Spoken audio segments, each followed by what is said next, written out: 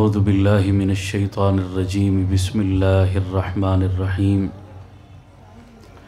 ربنا هب لنا من ازواجنا وذریاتنا قرۃ اعین واجعلنا للمتقین اماما صدق اللہ العظیم۔ تمام حضرات درود شریف پڑھ لیں۔ اللہم صلی علی سیدنا و مولانا محمد وعلی آل سیدنا و مولانا محمد وبارک وسلم ثم صلی علیہ۔ قابل صد تکریم حضرات علماء کرام، بالخصوص مخدوم و محترم برادر مکرم حضرت مولانا ابرار الحق صاحب، فاضل نبیل عزیز مکرم حضرت مولانا صالح محمود صاحب، اور اس پروگرام کے میزبان اور اس ادارے کے منتظم حضرت مولانا محمد عمران صاحب زید مجدہ، حضرت مولانا محمد نادر خان صاحب زید مجدہ، دیگر میرے بزرگوں دوستوں، کافی دیر سے آپ حضرات بیٹھے ہیں۔ میں زیادہ دیر آپ کا بالکل وقت نہیں لینا چاہتا، بس مختصراً دو تین باتیں آپ کی خدمت میں عرض کر کے اجازت چاہتا ہوں۔ اس کا ایکو بند کر۔ آج کی یہ مجلس ان خوش نصیب بچوں کے اعزاز میں منعقد کی گئی ہے جنہوں نے یہاں قائم کردہ اس ادارے کے اندر قرآن مجید ناظرہ کی تکمیل کی ہے، اور آج ان کے سروں پر دستار باندھی گئی، رومال باندھے گئے۔ سب سے پہلے میں ان بچوں کو، ان کے والدین کو، ان کے اساتذہ کو، اہل علاقہ کو، سب کو بہت مبارکباد پیش کرتا ہوں کہ اللہ جل شانہ سب کی محنتوں کو بہت قبول فرمائے اور ان بچوں کو اپنے ماں باپ کی آنکھوں کی ٹھنڈک اور ان کی بخشش اور نجات کا سبب اور ذریعہ بنائے۔ سارے آمین کہہ دو۔ میں نے دو تین ضروری باتیں عرض کرنی ہے، آپ سب حضرات میری باتوں پر توجہ رکھیں گے تو انشاءاللہ فائدہ ہوگا۔ یہ جو میں نے لفظ بولا ہے نا کہ بھئی ان بچوں کو مبارک ہو، یہ برکت کے لیے ہم یہ لفظ بول دیتے ہیں، ایک رسم دنیا ہے جو ادا کر دیتے ہیں، ورنہ میرا ایمان ہے کہ جس انسان کو اللہ نے قرآن مجید کی دولت عطا کر دی، دنیا کی کسی کتاب میں وہ لفظ ہی ایجاد نہیں ہوا جو اس کے اعزاز میں بولا جا سکے۔ بولو یہ ایمان ہے یا نہیں؟ کائنات کی سب سے بڑی دولت کا نام قرآن ہے۔ بولو کیا ہے؟ سارے بولو کیا ہے؟ کائنات کی کوئی ڈگری، کوئی عہدہ، کوئی منصب اس دولت کا مقابلہ نہیں کر سکتے۔ یہ ہمارا ایمان ہے، اللہ ہمیں اس کی حقیقت بھی نصیب فرما دے۔ مسئلہ آج ہمارا یہ ہے کہ ہم زبان سے کہہ تو دیتے ہیں کہ قرآن سب سے بڑی دولت ہے، لیکن عمل ہمارا کچھ اس کے خلاف ہوتا ہے۔ بھئی جب قرآن سب سے بڑی دولت ہے تو اپنے بچوں کو یہ دولت دیتے کیوں نہیں ہو؟ قرآن سب سے بڑی دولت ہے لیکن میرا بچہ انگلش میڈیم پڑھے گا۔ قرآن سب سے بڑی دولت ہے، میرا بیٹا سائنس پڑھے گا۔ قرآن سب سے بڑی دولت ہے، میرا بچہ کمپیوٹر میں ماسٹر کرے گا۔ قرآن سب سے بڑی دولت ہے، میرا بچہ کیڈٹ اور کاکول میں جائے گا۔ تو اس کا مطلب ہے جو ہم کہتے ہیں وہ کرتے نہیں، اور جو کرتے ہیں وہ کہتے نہیں۔ کہتے کچھ اور ہیں، کرتے کچھ اور ہیں۔ اب میں یہ فتویٰ نہیں لگا رہا کہ اسکول پڑھنا، انگریزی پڑھنا، سائنس پڑھنا کوئی غلط کام ہے یا ناجائز ہے، یہ فتویٰ نہیں لگا رہا میں صرف یہ کہنا چاہتا ہوں کہ ہماری ساری صلاحیت اس چیز پر لگ رہی ہے جس کو ہم اہم سمجھتے ہی نہیں، اور جس کو اہم سمجھتے ہیں اس کی طرف کتنی توجہ ہے ہماری، یہ کتنی دلچسپی ہے ہماری، وہ ہمارے سامنے۔ پچھلے دنوں ایک جگہ ہم بیٹھے تھے تو ایک کچھ پڑھے لکھے لوگ تھے، تو ایک بحث چل پڑی کہ جی آج کل ہمارے معاشرے کے کتنے بچے ہیں جو مدرسوں میں آتے ہیں اور کتنے بچے ہیں جو اسکول کالج جاتے ہیں۔ تو ایک موٹی موٹی ریشو نکالی گئی تو ہمارے ملک میں بچوں کی تعداد تقریباً 7 کروڑ سے بھی زیادہ ہے۔ کتنی تعداد ہے؟ ایک موٹا موٹا اندازہ ہے، پورا نہیں، لیکن چلیں 7 کروڑ بھی مان لیں اگر کہ پاکستان میں 7 کروڑ بچے رہتے ہیں، تو بہت زیادہ بھی زور لگا لیں، پاکستان کے تمام مسالک کے مدارس کے اندر پڑھنے والے بچوں کی تعداد تقریباً 30 سے 40 لاکھ بنتی ہے۔ کتنی ہے؟ 30 سے 40 لاکھ بنتی ہے۔ اس کا مطلب ہے کہ ایک حصہ، بلکہ ایک حصے سے بھی کم تعداد مدرسے کے اندر آ رہی ہے، اور اکثریت بچوں کی اسکول کالج کی زینت بنی ہوئی ہے۔ بولو ایسا ہے یا نہیں ہے؟ پھر نتیجہ ہمارے سامنے کہ آج اکثر لوگ یہ شکایت کرتے ہیں کہ ہمارے معاشرے میں اتنی خرابی کیوں ہے، اتنا بگاڑ کیوں ہے، اتنا فساد کیوں ہے، اتنی 2 نمبری اور دھوکہ بازی کیوں ہے؟ وجہ یہی ہے کہ جس چیز نے ہمیں انسانیت سکھانی تھی، یعنی اللہ کا قرآن، اس چیز سے تو ہم نے اپنے بچوں کو کیا کیا؟ صبح صبح باہر نکلو نا، فجر کے بعد، سردی کا موسم ہے، زبردست ٹھنڈ پڑ رہی ہوتی ہے، لیکن آپ دیکھیں کہ ان بچوں کو جن کو اسکول بھیجنا ہوتا ہے، چھوٹے چھوٹے بچے بھی صبح صبح تیار ہو کر، پینٹ شرٹ پہن کر، ٹائی لگا کر، بستہ پہن کر، کسی کی ماں انگلی پکڑ کے کھڑی ہے، کسی کا باپ، کسی کا دادا، کسی کا نانا گلی کی نکر پر، سڑک پر گاڑی کے انتظار میں کھڑے ہیں، اسکول چھوڑنے جا رہے ہیں۔ اتنا رش ہوتا ہے کہ صبح صبح بھی چوکوں پر، سڑکوں میں جگہ ہی نہیں ملتی، ٹریفک جام ہو جاتی ہے۔ ان بچوں کے اسکول کی خاطر تو ماں بھی صبح 5 بجے اٹھ جاتی ہے، ان کا ناشتہ تیار کرنا ہے، بچوں کو تیار کرنا ہے، اسکول بھیجنا ہے۔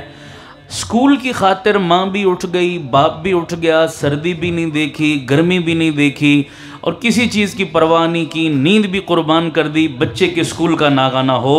لیکن اللہ کے کہنے پر فجر کی نماز پڑھنے کے لیے پورے گھر میں ایک بندہ بھی نہیں اٹھتا۔ بولو ایسا ہے یا نہیں؟ اللہ بلاتا ہے، کہتے ہیں جی نہیں، نیند آئی ہوئی ہے، نیند کا غلبہ ہے، رات کو دیر سے سوئے ہیں، ابھی اتنی جلدی کیسے اٹھیں جناب، ہم نے دکان پر بھی جانا ہے، کام پر جانا ہے، نیند پوری نہیں ہوگی جناب، سردی بہت ہے، کون ٹھنڈے پانی سے وضو کرے؟ اللہ کے کہنے پر 10 منٹ اٹھ کر نماز کے لیے نہیں گئے، لیکن انگریزی کی اتنی کشش ہے اور اتنی طاقت ہے اس کے اندر کہ پورا گھر ایکٹیو ہو جاتا ہے، انہیں سردی اور نیند کی کوئی پرواہ نہیں ہوتی۔ اس سے آپ اندازہ لگا لیں کہ اسکولوں کی طرف اور انگریزی تعلیم کی طرف ہماری قوم کی کتنی دلچسپی اور کتنا رجحان ہے۔ اس پر میں کئی مثالیں دوں تو دی جا سکتی ہیں، لیکن زیادہ میں تفصیل میں نہیں جاتا، آپ سمجھدار لوگ ہیں۔ بتاؤ اہمیت ہے یا نہیں؟ زبان سے دعویٰ کیا تھا کہ سب سے بڑی دولت کیا ہے؟ اللہ کا قرآن ہے، لیکن عمل ہمارا اس کے خلاف ہے۔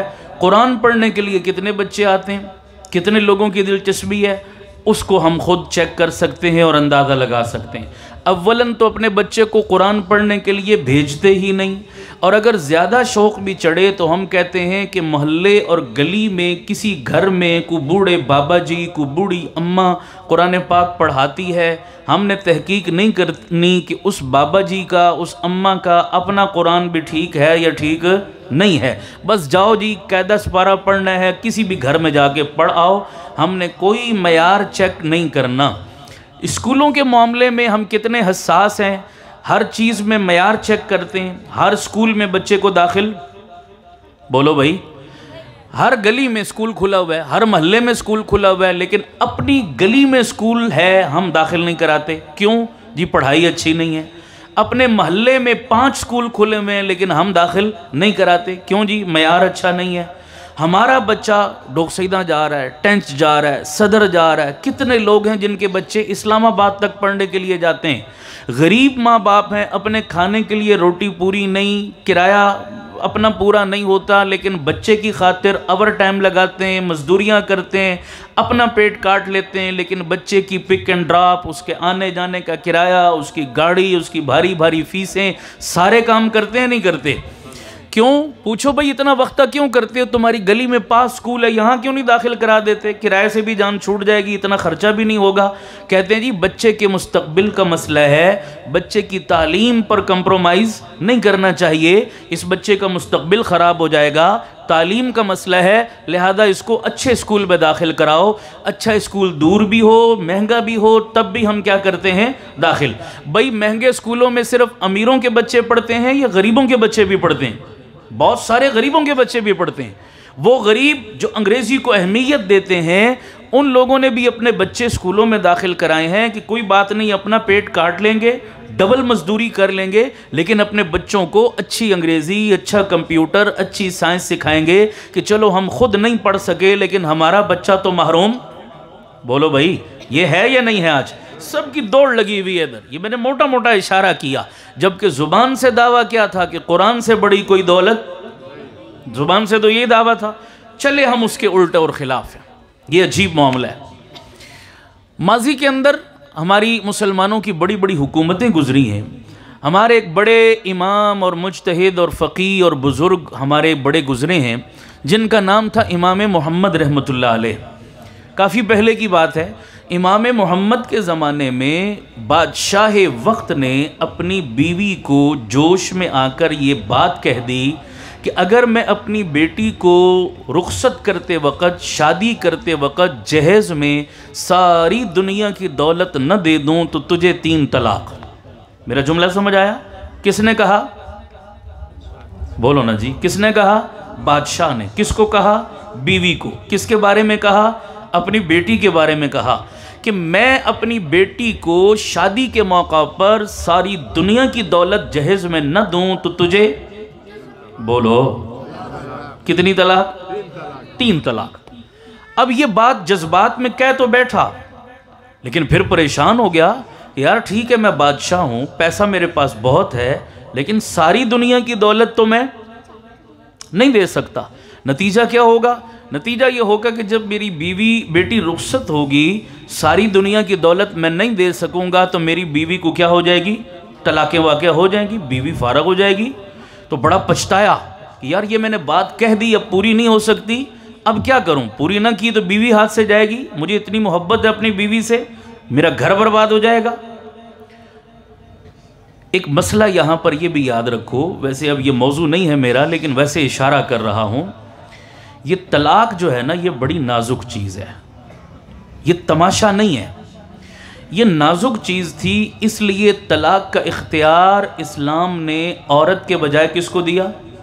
بولو، مسئلہ بتا رہا ہوں، بڑے غور سے سنو اس کو۔ کیوں مرد کو دیا؟ کہ عورت چھوٹی عقل کی مالک ہوتی ہے، جذباتی ہوتی ہے، مرد کی بنسبت اس کی سمجھ کم ہوتی ہے۔ اگر طلاق کا اختیار عورت کو مل جاتا تو عورتیں چھوٹی چھوٹی لڑائیوں پر اپنا گھر کیا کر لیتی؟ برباد کر لیتی اور طلاق دے دیتی۔ مرد کو طلاق کا اختیار شریعت نے اس لیے دیا تاکہ مرد سمجھدار ہے، ٹھنڈے مزاج کا ہے، سوچ سمجھ کر فیصلہ کرتا ہے، لہٰذا طلاق کا اختیار مرد کے پاس ہوگا تو مرد اس اختیار کو جلدی استعمال، اس لیے شریعت نے کہا کہ طلاق کا اختیار مرد کے پاس ہے، عورت کے پاس نہیں ہے۔ اب توجہ، لیکن آج کل کے مرد یہ عورتوں سے بھی 4 ہاتھ آگے ہوگے نہیں ہوگے؟ چھوٹی چھوٹی باتوں پر ہم نے طلاق کو مذاق بنا لیا بالکل۔ آئے دن ہمارے پاس لوگ آتے ہیں طلاق کا مسئلہ پوچھنے کے لیے، طلاق کا فتویٰ لینے کے لیے، آئے دن یہ کیس، اور اتنے عجیب و غریب۔ ایک دفعہ ایک سنا، میں حیران رہ گیا کہ خاوند نے بیوی کو طلاق دے دی اور 3 طلاقیں اکٹھی دے دی۔ پوچھا بھئی وجہ کیا ہوئی، کیوں طلاق دی؟ تو وہ گھر میں کچن ہوتا ہے نا جہاں کھانا بناتے ہیں، تو وہ سنک لگا ہوتا ہے جہاں پر برتن دھوتے ہیں کچن کے اندر۔ اب برتن دھونے والے سنک پر خاوند صبح صبح اٹھا اور اس نے جا کر دانت صاف کرنے شروع کر دیے، برش کرنا شروع کر دیا۔ بیوی نے اس کو بولا بھائی یہ برتن دھونے کی جگہ ہے، دانت صاف کرنے کی جگہ نہیں ہے، وہ واش روم میں جاؤ، وہاں جا کر دانت صاف کرو، اس کی جگہ وہ ہے، یہاں برتنوں کی جگہ کیوں دانت صاف کر رہے ہو؟ بس اتنی سی بات پر خاوند غصے میں آ گیا اور اس نے بیوی کو 3 طلاقیں دے دی۔ یہ ایک مثال ہے، ایسی اتنی مثالیں ہیں، میں پیش کروں بات لمبی ہو جائے گی۔ مردوں کو شعور ہی نہیں ہے، ذرا سی انبن ہوتی ہے تو ہم طلاق دے دیتے ہیں۔ اب مسئلہ کیا ہے اس کو ذرا دیکھو، یاد رکھیں اللہ تعالیٰ نے بہت سارے کام شریعت میں کہا کہ یہ کرنے فرض ہیں، یہ کرنے واجب ہیں، یہ کرنے سنت ہیں اور یہ کرنے جائز ہیں، کیٹیگری ہے نا ہر کام کی۔ سب سے کم کیٹیگری کیا ہے؟ جائز والی، سب سے نچلی کیٹیگری۔ اب شریعت میں جتنے کام اللہ کی نظر میں جائز تھے نا، جائز کرو ٹھیک ہے، نہ کرو تب بھی کوئی مسئلہ نہیں ہے، مباح تھے، ایسے جائز کاموں میں جس کام کے کرنے پر میرے اللہ کو سب سے زیادہ غصہ آتا ہے وہ طلاق کا کام ہے۔ جائز ہے طلاق دینا، لیکن اللہ کو پسند نہیں ہے، اللہ کو اس پر غصہ آتا ہے سب سے زیادہ جب کوئی بندہ اپنی بیوی کو طلاق دیتا ہے۔ گویا اللہ کی نظر میں یہ کام جائز ہے پر پسندیدہ نہیں ہے، ہمیں اس سے بچنا چاہیے۔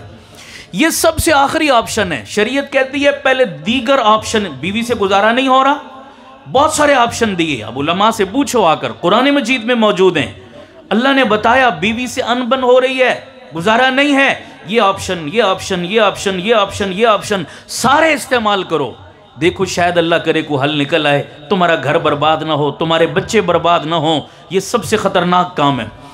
جب دیکھو کوئی حل نہیں، سارا وس لگا لیا، سارے ہیلے کر لیے، آخری حل ہے تو پھر کیا ہے؟ طلاق دو۔ لیکن طلاق میں بھی یاد رکھو اکٹھی 3 طلاقیں بولو نہیں، اکٹھی 3 طلاقیں نہیں دینی، ایک مہینے میں 1 طلاق دو، دوسرے مہینے میں دوسری طلاق دو، اور تیسرے مہینے میں 3 مہینوں میں سوچ سمجھ کر طلاق دو۔ اب 1 مہینے میں 1 طلاق دی آپ نے، 1 طلاق کے بعد واپسی کی گنجائش بولو بھائی ہے نا؟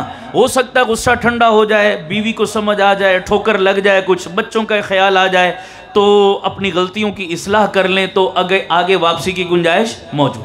آپ نے 1 طلاق دے کر دیکھا کوئی مسئلہ حل نہیں ہو رہا، معاملہ جوں کا توں ہے، تو دوسرے مہینے میں دوسری طلاق دو، ہو سکتا ہے 2 طلاقوں کے بعد احساس ہو جائے، واپسی کی گنجائش پھر بھی ہو جائے، 2 کے بعد بھی اسی طرح معاملہ، پھر تیسرے مہینے میں تیسری طلاق دو۔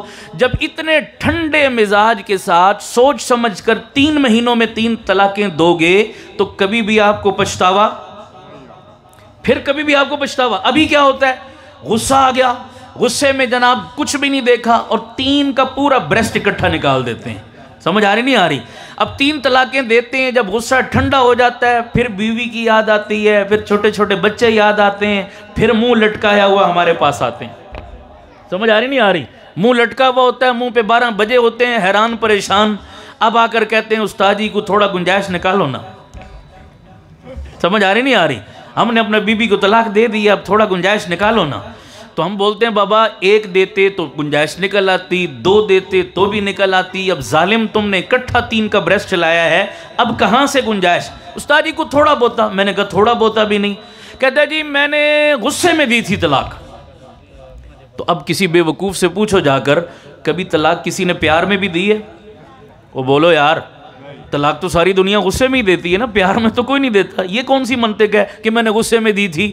یاد رکھو مسئلہ، طلاق اتنی خطرناک چیز ہے، یہ غصے میں دو، پیار میں دو، گپ شپ میں دو، جس حالت میں بھی دو گے یہ واقع ہو جائے گی، یہ نہیں رکے گی۔ اس لیے جیسے کہتے ہیں نا، بولنے سے پہلے سوچو کہ میں کیا بول رہا ہوں۔ کمان سے نکلا تیر اور زبان سے نکلی بات واپس لوٹ کر جو بول دیا بول دیا، اب اس کا نتیجہ بھگتنا پڑے گا، اس کی سزا بھگتنی پڑے گی۔ اس لیے طلاق اگر دینی پڑے نا تو پہلے اپنے علماء کی طرف رجوع کرو، آ کر ان سے پوچھو کہ مولوی صاحب میرا گزارا نہیں ہو رہا، میرے گھر کے حالات بہت خراب ہیں، میں بیوی کو طلاق دینا چاہتا ہوں، مجھے شرعی مسئلہ بتاؤ کہ شرعی طریقہ طلاق دینے کا کیا ہے۔ پہلے پوچھ لو، طلاق دینے کے بعد پوچھنے آتے ہو تو بعد میں تو پھر اس کا کوئی حل نہیں ہے۔ ہم کہاں سے گنجائش دیں؟ اللہ رسول نے گنجائش نہیں دی تو مولوی صاحب کدھر سے گنجائش دے؟ بابا 3 طلاقوں کے بعد بیوی حرام ہو جاتی ہے، واپسی کی کوئی گنجائش نہیں۔ ایک صورت ہے کہ حلالہ، کیا کرو؟ حلالہ کرو کہ حلالے میں آپ کی بیوی کسی اور مرد سے نکاح کرے بغیر کسی لالچ اور دباؤ کے، پھر وہ دوسرا خامند اس کو اپنے نکاح میں چاہے 1 دن رکھے، چاہے 1 ماہ رکھے، چاہے 1 سال رکھے، چاہے 10 سال رکھے، پھر جب دل آئے بغیر کسی لالچ اور دباؤ کے اس کو طلاق دے، پھر وہ عدت گزار کے پہلے خامن سے اگر نکاح کرنا چاہے تو نکاح کر سکتی ہے۔ یہ شرعی حلالہ ہے، تفصیل اپنے علماء سے پوچھو۔ اس کے علاوہ کوئی اور واپسی کی گنجائش؟ وہ بولو۔ اچھا سارے مولویوں کے پاس گیا نا یہ بندہ، سب نے بولا جی غصے میں دی تھی یا جس حالت میں بھی دی تھی، چونکہ تم نے 3 طلاقیں دی تھی، یہ طلاقیں ہو گئی۔ پریشان ہو گیا بڑا کہ اب کہیں سے بھی گنجائش نہیں بن رہی، ادھر بیوی رو رہی ہے، ادھر یہ رو رہا ہے، ادھر بچے رو رہے ہیں، بڑی پریشانی بنی ہوئی ہے جناب، کیا کروں؟ بیوی ہاتھ سے نکل گئی۔ اب رستے میں گیا نا، اس کو ایک خاندان کا بندہ ملا، اس کو بولا خیر تو ہے، کیوں پریشان ہو اتنے؟ اس نے بولا یار کل بس میری بیوی سے تھوڑی لڑائی ہو گئی تھی، میں نے اس کو طلاق دے دی ہے، اب فلانے مولوی صاحب کے پاس گیا ہوں، فلانے کے پاس گیا ہوں، فلانے کے، سب نے بولا جی طلاق ہو گئی ہے، اب کیا کروں؟ کوئی صورت نظر نہیں آتی جناب، بڑا پریشان ہوں۔ تو اس نے اس کو مشورہ دیا، اس دوست نے، اس رشتہ دار نے، اس نے بولا یار ایک مولوی صاحب کو میں جانتا ہوں، اس مولوی صاحب کے پاس چلے جاؤ، وہ تم کو گنجائش بنا کر دے دے گا۔ سمجھ آ رہی نہیں آ رہی؟ اس نے پوچھا یار یہ تو بڑی اچھی بات ہے جناب، ڈوبتے کو تنکے کا سہارا ہوتا ہے، ایسا کوئی مجھے پتہ بتاؤ، میں ضرور جاؤں گا مولوی صاحب کے پاس، مجھے کو گنجائش بنا کر دے دے۔ کتنے پیسے لے گا وہ مولوی صاحب جو مجھے گنجائش بنا کر دے گا؟ اس نے کہا پیسے شیسے کی تو کوئی شرط نہیں ہے، بس ایک شرط ہے کہ تم نے مولوی صاحب کی پارٹی جوائن کرنی ہے، مولوی صاحب کی پارٹی میں جانا ہے، مولوی صاحب کے فرقے میں جانا ہے، جس فرقے کے وہ ہیں، جس پارٹی کے وہ ہیں، بس مولوی صاحب کے فرقے میں تم چلے جاؤ، مولوی صاحب تم کو فتویٰ دے دیں گے۔ اس نے بولا پارٹی بدلنا یہ تو ہمارا قومی کھیل ہے۔ وہ سمجھ آ رہی نہیں آ رہی؟ ہم اتنے کپڑے نہیں بدلاتے جتنی پارٹیاں بدلاتے ہیں، یہ تو صبح شام کا ہمارا کھیل ہے، بائیں ہاتھ کا، یہ تو کوئی مسئلہ ہی نہیں ہے، بس بیوی بچنی چاہیے۔ سمجھ آ رہی؟ بیوی بچ جائے میری، باقی پارٹی میں بدل لوں گا، کوئی مسئلہ نہیں ہے جناب۔ سمجھ آ گئی نا؟ وہ مولوی صاحب کے پاس چلا گیا، مولوی صاحب نے بولا کہ بھائی تمہاری بیوی بچ گئی ہے، تم نے 3 طلاقیں دی تھی، یہ 3 نہیں ہوئی ہے، یہ 1 ہوئی ہے۔ وہ سمجھ آ رہی ہے میری بات؟ دی تم نے کتنی تھی؟ 3، لیکن شمار کتنی ہے؟ 1۔ میں تم کو فتویٰ دیتا ہوں، لہذا جاؤ، تمہاری بیوی بچ گئی ہے، 3 طلاقیں نہیں ہوئی۔ اب یہ ایک عجیب فتویٰ ہے، اس کو شریعت تو دور کی بات، انسان کی عقل بھی نہیں مانتی۔ میں مثال دیتا ہوں آپ کو، مجھے بتاؤ، ایک بندے کی دوسرے کے ساتھ لڑائی ہو جائے، لڑائی میں وہ اس کے سر میں 3 ڈنڈے مارے اس نے اور اس کا سر پھاڑ دیا، وہ بیچارہ خون و خون ہو گیا، زخمی ہو گیا۔ اب وہ کہتا ہے میں تمہارے خلاف جاتا ہوں، پرچہ کٹواتا ہوں، تھانے میں رپورٹ کرتا ہوں۔ یہ کہتا ہے ٹھیک ہے جاؤ پرچہ کٹواؤ میرے خلاف، لیکن ایک بات یاد رکھنا، ڈنڈے میں نے تم کو 3 مارے ہیں، لیکن تھانے میں جا کے 1 لکھوانا ہے۔ تھانے میں کتنے ڈنڈے لکھوانے؟ وہ بولے گا یہ کون سی بات ہے بابا، تم نے 3 مارے ہیں تو میں 3 لکھواؤں گا نا، 1 کیوں لکھواؤں گا؟ یہ آگے سے بولتا ہے چونکہ میں نے ادھر کھڑے کھڑے ایک ہی جگہ مارے ہیں، میں نے تم کو 3 ڈنڈے ایک ہی جگہ کھڑے ہو کر مارے ہیں، لہذا 3 نہیں 1۔ 1 ڈنڈا میں تم کو ادھر مارتا، دوسرا میں ادھر باہر گلی میں مارتا، تیسرا میں ادھر پیٹرول پمپ پہ مارتا، پھر کتنے ہوتے؟ 3 ہوتے۔ اب چونکہ میں نے ایک ہی جگہ کھڑے ہو کر 3 اکٹھے مارے ہیں، تو ایک جگہ کھڑے ہو کر 3 نہیں 300 بھی مار دو تو یہ 1 ہی ہوتا ہے، 3 نہیں ہوتے۔ آپ کی عقل اس کو مانے گی؟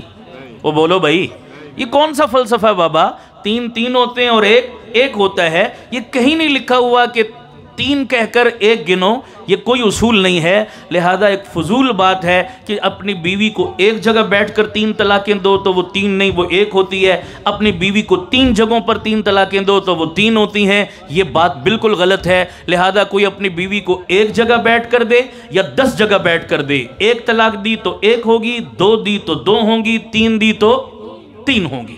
مسئلہ سمجھ آ گیا بھائی؟ موٹا موٹا میں نے بیان کیا، چونکہ یہ اکثر مسئلہ پیش آتا ہے اس لیے میں نے موٹا سا اشارہ کر دیا۔ اللہ ہمیں سمجھ عطا فرمائے، آمین کہہ دو سارے۔ دین جتنا اپنے گھروں میں لاؤ گے لڑائی جھگڑے ختم ہوں گے، طلاق کی نوبت نہیں آئے گی۔ ہمارے گرجا روڈ پہ اس پچھلے کم از کم 2 مہینے کے اندر اندر یہی میاں بیوی کے جھگڑے کی وجہ سے 3 سے 4 قتل ہو چکے ہیں، جن کو ذاتی طور پر میں جانتا ہوں، ہمارے جاننے والے اکثر کئی دوست ساتھی، بس تھوڑی سی اونچ نیچ ہوئی، غصہ ایسی ظالم چیز ہے، غصے میں آیا اور جو ہے وہ قتل تک نوبت پہنچ گئی، گولیاں مار دی، نوجوان بچے اللہ کو پیارے ہو گئے۔ اتنی خطرناک چیز ہے، خاندانوں کے خاندان اجڑ جاتے ہیں صرف ہماری جہالت کی وجہ سے، دین سے دوری کی وجہ سے۔ اللہ ہمیں جہالت سے پناہ عطا فرمائے۔ یہ مسائل علماء سے سیکھا کرو، پوچھا کرو، تمہارے گھر اسی سے آباد ہوں گے اور کسی چیز سے گھر آباد نہیں ہو سکتے۔ خیر یہ ضمناً مسئلہ تھا، میں بات کہہ رہا تھا کہ بادشاہ نے اپنی بیوی سے کہا کہ میں اپنی بیٹی کی رخصتی کے موقع پر اسے ساری دنیا کی دولت نہ دے دوں تو تجھے بولو۔ تو بادشاہ بھی سمجھتا تھا کہ اب 3 کہہ دیا ہے تو تینوں اکٹھی ہو جائیں گی، 1 نہیں ہوگی، تینوں ہوں گی، بادشاہ بھی سمجھتا تھا، لہذا بڑا پریشان ہو گیا۔ امام محمد اپنے وقت کے سب سے بڑے عالم تھے، صبح صبح ان کا دربار لگا نا امام محمد کا، تو بادشاہ چل کر آیا۔ اس دور کے علماء کرام کی بادشاہوں کے دل میں بھی کیا ہوتی تھی؟ عزت ہوتی تھی۔ بادشاہ چل کر علماء کی خدمت میں حاضری دیا کرتے تھے۔ تو صبح صبح چل کر آیا، کہتا ہے حضرت جی میں بڑا پریشان ہوں، میں نے رات کو جذبات میں آ کر بیوی کو ایک بات کہہ دی ہے، اب پچھتا رہا ہوں، کوئی حل نہیں مل رہا، مجھے کوئی حل بتاؤ۔ پوچھا کیا بولا؟ اس نے بتایا میں نے یہ بول دیا۔ امام محمد نے فرمایا جاؤ، جا کر گھر میں آرام سے سو جاؤ، کوئی طلاق نہیں ہوگی تمہاری بیوی کو۔ پوچھا جی کس طرح، کیسے طلاق نہیں ہوگی، مجھے کوئی حل بتائیں۔ امام محمد نے فرمایا جب بیٹی کی شادی کرو، رخصتی کے موقع پر کچھ دینے کی ضرورت نہیں، ایک اللہ کا قرآن اس کو دے دینا، گویا ساری دنیا کی دولت تم نے اس کی جھولی میں ڈال دی ہے۔ تو تمہاری قسم پوری ہو گئی جو تم نے کہا تھا کہ ساری دنیا کی دولت دوں گا، تو جس نے قرآن دے دیا اس نے ساری دنیا کی دولت دے دی۔ تو میں نے کہا ہمارا ایمان ہے، قرآن سے بڑی کوئی دولت، بولو سارے یار، یہ سب سے بڑی دولت ہے۔ اللہ ہمیں یقین اور اس کا اعتقاد نصیب فرما دے، آمین کہو سارے۔ بچوں کو یہ دولت بھی دو یار، کسی خانے میں اس کو بھی رکھو۔ اب دوسری بات سننا ذرا غور سے، ہم مدرسوں والے جو لوگ ہیں نا، ہم آپ کے خیر خواہ ہیں، میری طرف دیکھو ذرا بڑے غور سے، ہم مدرسوں والے آپ کے کیا ہیں؟ بولو یار، ہم آپ کے خیر خواہ ہیں، ہمارے سے زیادہ آپ کا کوئی خیر خواہ نہیں ہے، یہ میں بتا دوں۔ نہ آپ کا کونسلر، نہ آپ کا ناظم، نہ آپ کا چیئرمین، نہ آپ کا MNA، نہ آپ کا MPA، نہ آپ کا عمران خان، نہ آپ کا نواز شریف، جتنا خیر خواہ ایک مولوی آپ کا ہے۔ صحیح کہہ رہا ہوں غلط کہہ رہا ہوں؟ اس پر میں دلیل دیتا ہوں آپ کو، میری دلیل سنو آپ۔ میں نے جیسے کہا عمومی رجحان بنا ہوا ہے نا کہ اس قوم کے 90% بچے اسکولوں میں جا رہے ہیں، بمشکل 10% مدرسوں میں آ رہے ہیں۔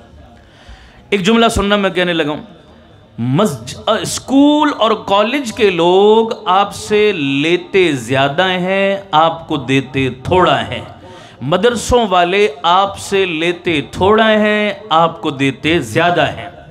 پھر جملہ سنو ذرا غور سے، اسکول، کالج اور یونیورسٹی والے آپ سے لیتے زیادہ ہیں، آپ کو دیتے، سارے بولو، تھوڑا ہیں۔ مسجد اور مدرسے والے آپ سے لیتے تھوڑا ہیں، آپ کو دیتے زیادہ ہیں۔ اس کا کیا مطلب ہے سننا ذرا۔ ایک بچے کو آپ اسکول داخل کراتے ہیں، میٹرک تک کتنا عرصہ لگا؟ کم از کم 10 سال۔ کتنا عرصہ لگا بھائی؟ اچھا اس کا خرچہ آپ شمار کرو کہ پہلی کلاس سے میٹرک تک خرچہ کتنا آیا، تو میرے خیال میں بلا مبالغہ لاکھوں روپیہ لگا نہیں لگا؟ بولو بھائی، کئی لاکھ روپے میٹرک میں لگ گئے، 10 سال لگ گئے۔ میٹرک کیا ہے؟ کوئی اس کا شمار ہے بھائی؟ کسی کھاتے میں ہے؟ بے روزگاری کا سب سے بڑا سرٹیفکیٹ میٹرک ہے، ایسا بھائی؟ یہاں گریجویشن کیے ہوئے دھکے کھا رہے ہیں، میٹرک والے کو کون پوچھتا ہے؟ بابا کوئی اوقات ہی نہیں، کوئی حیثیت ہی نہیں میٹرک کی جناب، اس پر آپ کے کئی لاکھ لگے اور 10 سال لگے۔ اچھا آگے چلو، FA، BA، MA تک کم از کم آپ کے 16 سال لگ گئے۔ پھر مزید آپ آگے جائیں، اسپیشلائزیشن کریں تو 18، 20، 22، 25 سال بھی پڑھائی پر لگ جاتے ہیں۔ پھر جوں میٹرک سے اوپر جائیں گے وقت بھی زیادہ لگے گا اور پیسہ بھی۔ ایک ڈاکٹر بنتا ہے، MBBS کی ڈگری لیتا ہے کئی لاکھ روپے خرچ کر کے، ایک وکیل لا اور LLB کی ڈگری لیتا ہے کئی لاکھ روپے خرچ کر کے، ایسا ہے یا نہیں؟ اور زندگی کے قیمتی سال ہوتے ہیں نا، جو بندے کے جوانی کا ٹائم ہوتا ہے، یہ قیمتی ٹائم ہے یا نہیں؟ بازو میں طاقت ہے، جسم میں خون ہے اور کچھ کرنے کا جذبہ ہے، یہ قیمتی پرائم ٹائم ہوتا ہے سب سے زیادہ زندگی کا، جوانی کا ٹائم۔ یہ جوانی کے 10، 12، 15 سال ہمارے کس نے قابو کیے؟ اسکول نے، کالج نے، یونیورسٹی نے۔ گویا ہمارا قیمتی پیسہ بھی انہوں نے چھین لیا ہم سے، اور ہماری زندگی کا سب سے قیمتی ٹائم بھی 15، 20 سال ہم سے، بولو بھائی، چلو جی 15، 20 سال بھی لگ گئے، کئی لاکھ روپیہ بھی لگ گیا ہمارا۔ یونیورسٹی میں پڑھتے رہے، پڑھ کے جب فارغ ہوئے نا ہم یونیورسٹی سے، تو جس دن فارغ ہوئے جو یونیورسٹی کا پرنسپل تھا، DN تھا، اس کے پاس گئے، اس کو بولا جناب ہم نے آپ کو کئی لاکھ روپے دیے، زندگی کے قیمتی ترین 20 سال آپ کو دیے، اس کے بدلے میں آپ ہمیں کیا دے رہے ہیں؟ اس نے کاغذ کا ٹکڑا پکڑا کے آپ کے ہاتھ میں دے دیا، انہوں نے کہا یہ لے لو بھائی، ہم آپ کو یہ دے رہے ہیں۔ آپ نے پوچھا یہ کیا ہے؟ اس نے بولا یہ سند ہے، یہ ڈگری ہے۔ یہ کیا ہے؟ یہ سند اور ڈگری ہے جو 20 سال کی محنت کے بعد کئی لاکھ روپے آپ سے لے کر ہم آپ کو یہ ڈگری دے رہے ہیں۔ اس نے کہا اچھا جی اس ڈگری کے بدلے میں مجھے کوئی نوکری روزگار مل جائے گا، کوئی گارنٹی ہے، کوئی شورٹی ہے، گارنٹی دیتے ہیں آپ مجھے؟ وہ پرنسپل کہے گا کہ جناب ہم آپ کے لیے دعا تو کر سکتے ہیں نوکری کی، پر آپ کو گارنٹی، بولو بھائی، کوئی گارنٹی دیتا ہے اسکول کالج کا بندہ؟ کوئی گارنٹی نہیں۔ نتیجہ کیا نکلتا ہے کہ 100 میں سے 10 کو نوکری ملتی ہے اس ڈگری پر، 90 بیچارے ساری زندگی ڈگریاں الماریوں میں رکھ کے خوار ہوتے ہیں، کوئی ڈگری کوئی نوکری۔ کتنے ایسے لوگ ہیں جو ڈگریوں پہ ڈگریاں الماریاں بھری ہوئی ہیں لیکن سڑکوں پہ آج بھی ریڑیاں لگانے پر مجبور ہیں، بائک یا موٹر سائیکل چلانے پر مجبور ہیں۔ ڈگریوں میں کیا ہے؟ روزی کس کے ہاتھ میں ہے؟ اونچی بولو سارے۔ اگر ڈگریوں میں روزی ہوتی تو اللہ کی قسم آج ڈگریوں والا کوئی بندہ بھی بے روزگار۔ یہ ہمارا غلط عقیدہ بنا ہوا ہے کہ میں ڈگری لوں گا تو میرا کام بنے گا، ڈگری نہیں لوں گا تو میں بھوکا مر جاؤں گا۔ یہ غلط عقیدہ ہے آپ کا۔ لیکن چلو لاکھوں روپے جس کو دیے آپ نے، کروڑوں روپیہ خرچ کیا، 15-20 سال لگائے، بدلے میں انہوں نے کاغذ کا ایک ٹکڑا دیا اور اس کی بھی کوئی گارنٹی نہیں ہے، کچھ نہیں ہے۔ اس کا مطلب ہے انہوں نے لیا بہت اور دیا نہ ہونے کے برابر۔ آؤ ہم مدرسے والوں کے پاس اپنا بچہ اپنے چھوٹا سا داخل کرایا کہ یہ میرے جگر کا ٹکڑا ہے، مولانا صاحب میرا یہ ایک ہی ایک بچہ ہے، میری امیدوں کا محور اور مرکز یہ بچہ ہے، میرے بڑھاپے کی لاٹھی اور سہارا یہ بچہ ہے، میں اس بچے کو آپ کے پاس لے کر آیا ہوں مدرسے میں، اس کو حافظ قرآن بنا دو، اس کو کیا بنا دو؟ اس کو اللہ کا قرآن سکھا دو، اس کے سینے میں رب کا قرآن محفوظ کر دو۔ ہم نے کہا جی بہت اچھا، بچے کو مدرسے میں داخل کر لیا۔ ہم نے فیس مانگی؟ وہ بولو نا، ہم نے آپ سے پیسے مانگے؟ ہم نے آپ سے مطالبہ کیا؟ الٹا رہائش بھی اپنے پاس سے دی، کھانا بھی اپنے پاس سے دیا، سارا خرچہ بھی اپنے پاس سے کیا، تمام سہولیات مفت میں فراہم کی، لیا آپ سے کچھ نہیں۔ ہاں آپ خود کوئی تعاون کر دیں تو آپ کی مہربانی ہے، لیکن مدرسے والے مانگتے؟ بولو بھائی، مجبور نہیں کرتے کسی کو جناب کہ اتنے پیسے دو کے تو پڑھائیں گے ورنہ نہیں پڑھائیں گے۔ ورنہ اصول تو یہی تھا کہ اگر میڈیکل کی ڈگری کے لیے لاکھوں روپے ہیں تو قرآن سے بڑی تو ڈگری کوئی نہیں، اس کے لیے تو کروڑوں روپے بھی تھوڑے تھے یا نہیں تھے؟ کروڑوں بھی مانگے جاتے تو تھوڑے تھے بابا، لیکن ہم نے تو ٹکا نہیں مانگا جناب، لیا کچھ بھی نہیں۔ اور مدرسوں میں عموماً جو بچہ درمیانے ذہن کا ہوتا ہے نا، 2.5 سے 3 سال میں حافظ قرآن بن جاتا ہے۔ بعض بچے اس سے بھی جلدی 2 سال، بعض 1.5 سال، بعض 1 سال، بعض ایسے بچے بھی ہمارے پاس آتے ہیں 6 مہینے میں حافظ قرآن بن جاتے ہیں، 6 مہینے میں پورا قرآن یاد ہو جاتا ہے انہیں۔ لیکن چلو میں اوسطاً کہہ رہا ہوں، کتنا عرصہ بھائی؟ 2.5 سے 3 سال لگا لو، 3 سال میں ایک بچہ حافظ قرآن بن گیا۔ سمجھ آ رہی نہیں آ رہی؟ اور جب بچہ حافظ قرآن بن کے فارغ ہوا نا تو بچے کا والد آیا، انہوں نے کہا جناب ہم نے اپنے بچے کے 3 سال آپ کو دیے ہیں، آپ بدلے میں ہمیں کیا دیں گے؟ سمجھ آ رہی نہیں آ رہی؟ ہم بھی ایک سند دیتے ہیں وفاق المدارس کی، ہمارے اپنے بورڈ ہیں جو مدارس کے، ان کی ایک سند دیتے ہیں، بظاہر تو وہ بھی کاغذ کا ٹکڑا ہے جناب، ہم کہتے ہیں جی یہ لو یہ سند ہے۔ باپ نے پوچھا جی اس سند پر میرے بچے کو کیا ملے گا؟ ہم نے کہا اس سند پر آپ کے بچے کو جنت ملے گی۔ بولو کیا ملے گی؟ کہا کچا پکا کام ہے یا گارنٹی ہے؟ ہم نے کہا گارنٹی ہے۔ کہا کس کی گارنٹی؟ کسی عام بندے یا سیاسی لیڈر کی گارنٹی ہے کہ اس سند پر ہمارا بچہ جنت میں چلا جائے گا؟ ہم نے کہا نہیں، یہ کائنات کی کسی عام بندے کی نہیں، میرے پاک پیغمبر کے زبان کی گارنٹی ہے۔ میرے نبی نے فرمایا، اور صرف اس کو جنت نہیں، یہ تو خود حافظ قرآن بنا، یہ تو جنتی ہے۔ اس ڈگری کی اتنی ویلیو بنی مدرسے میں آ کر کہ اس بچے کو اللہ نے یہ اختیار دے دیا، خود تو پکا جنتی ہے، باقی خاندان کے بھی 10 بندوں میں سے جس پر ہاتھ رکھ دے گا اللہ اسے بھی جنت کا وارث بنا دے گا۔ بتاؤ، ہم نے لیا کچھ بھی نہیں اور دیا کیا ہے؟ وہ سمجھ آ رہی نہیں آ رہی؟ تو پھر بتاؤ، میں نے جو آپ سے دعویٰ کیا، خدا کی قسم اٹھا کے کہتا ہوں کہ مسجد اور مدرسے کے مولوی سے بڑھ کر تمہارا کوئی اور خیر خواہ، اونچی بولو، کوئی اور خیر خواہ؟ 2 باتیں ہوگی۔ تیسری بات سنو، اب آج کل چونکہ سیاسی مزاج ہے نا لوگوں کا، تو سیاست کی زبان لوگوں کو زیادہ سمجھ میں آتی ہے۔ اب میں عظمت قرآن بزبان سیاست آپ کو بتانے لگا ہوں، سیاسی زبان میں قرآن کی اہمیت بتانے لگا ہوں۔ سنو ذرا، مثال دے رہا ہوں ایک عمومی سی۔ کہ بعض لوگ سیاسی لیڈروں کے دم چھلے ہوتے ہیں. دم چھلے سمجھتے ہو؟ وہ بولو، نوکروں کے بھی چاکر آگے بنے ہوتے ہیں نا. سیاسی لیڈر کوئی M N A M P A ہے، اس کی کوٹھی، اس کے گھر، اس کے بنگلے کا رات دن طواف کرتے ہیں. ایسے لوگ ہوتے ہیں نہیں ہوتے؟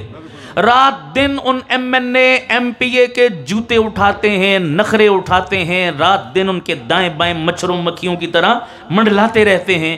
ایسے لوگ ہوتے ہیں نا ہر معاشرے میں.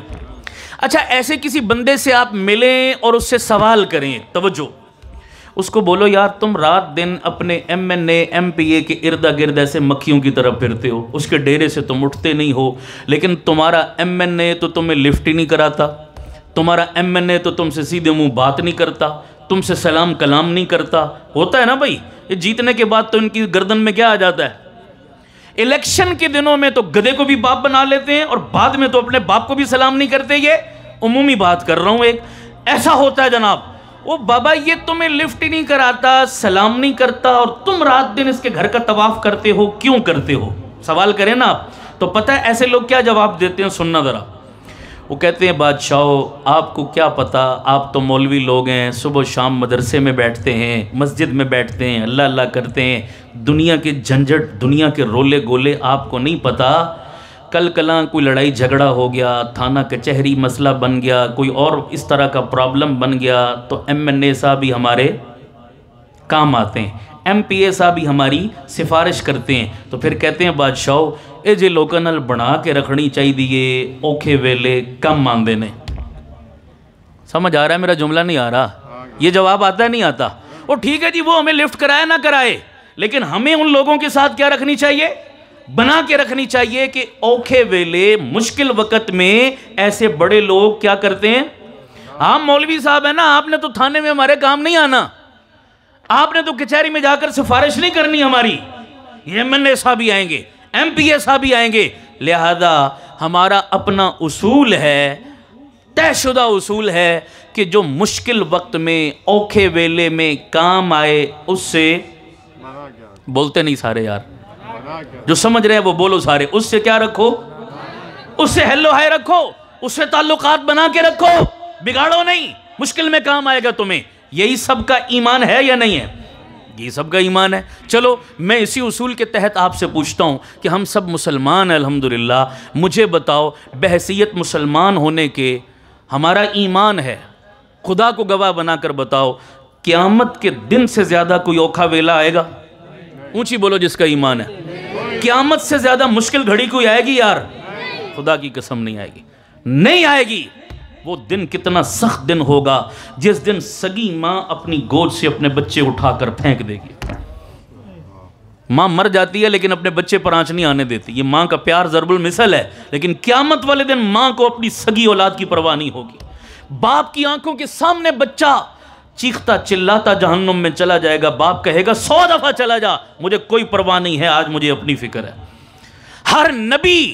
ہر نبی اپنی زبان سے کہے گا یا رب نفسی، مولا آج امت کی فکر نہیں ہے، آج اپنے آپ کی فکر ہے، میرا کیا بنے گا، میرا کیا بنے گا. میرے نبی نے فرمایا قیامت کا دن اتنا اوکھا ویلا ہوگا، انسان اپنے پسینے میں ڈوبے ہوئے ہوں گے، پسینے میں ڈوبے، اتنے پسینے، جسم ڈوبا ہوا ہوگا جناب.